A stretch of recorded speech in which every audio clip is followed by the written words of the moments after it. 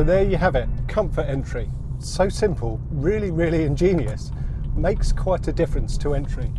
Something I want to just touch on today, but I'm going to address properly in a future video, and that's the steering, the twitching that everyone seems to comment on in every single video I do.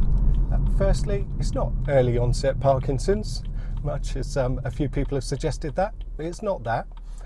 I think I know why it is, and I'll be making a video on that soon. It warrants a whole topic all to itself.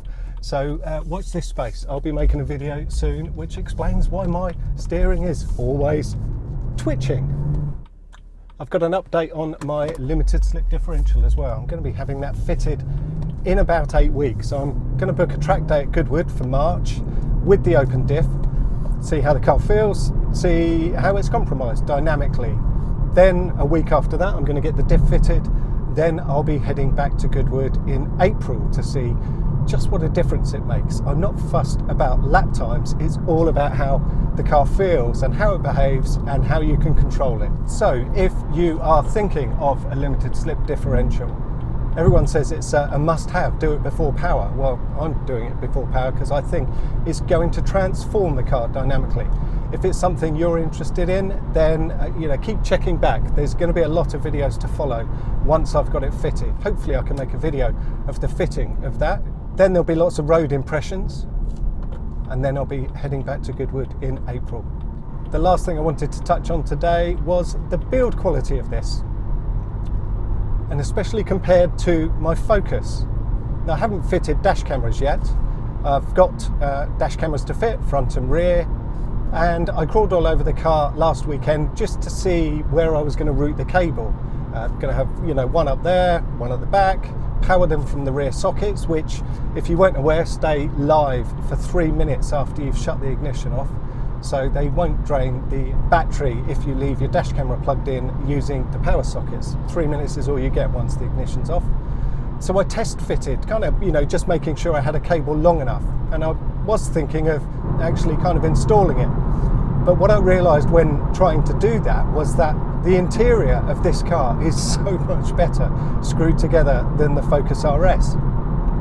In the RS, in my Fiesta, in my C-Max, it's really, really easy to hide a cable around the interior of the car. You can just use your fingers, poke it up there, pull this out, poke it in there, along the bottom of the door, wherever you want to put a cable. It's really easy. The gaps are almost finger wide, and if they're not, the bit of plastic, you can lever it down, you can get it in. But in trying to work out where I was going to route the cable in this, I'm going to have some difficulties. I've got trim removal tools. I'm going to need all of them and then some. The interior plastics, the fitment, and how sturdy they are and how closely and how well they fit is so much better in this car. Not that I'm overly fussed about it, but it's an observation and something I think people might appreciate being aware of.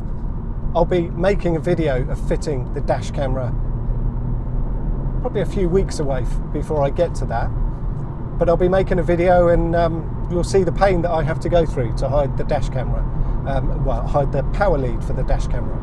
A few people have asked me about the MPG that I'm getting on this. At the moment it says 26.5, but I've been driving my traction control off a lot lately, so I spend a huge amount of time abusing the rear tyres, so that's not really reflective of what I get. So I'll leave you with a chart, an updated chart of how I'm doing with MPG on this car, but also I'll throw in the RS and the Fiesta as well for comparison purposes.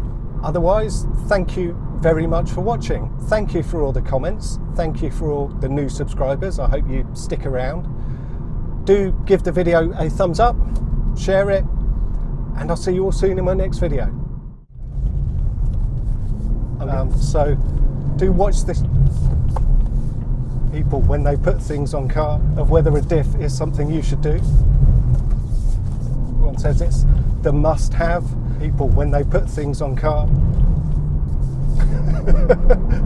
Boring car.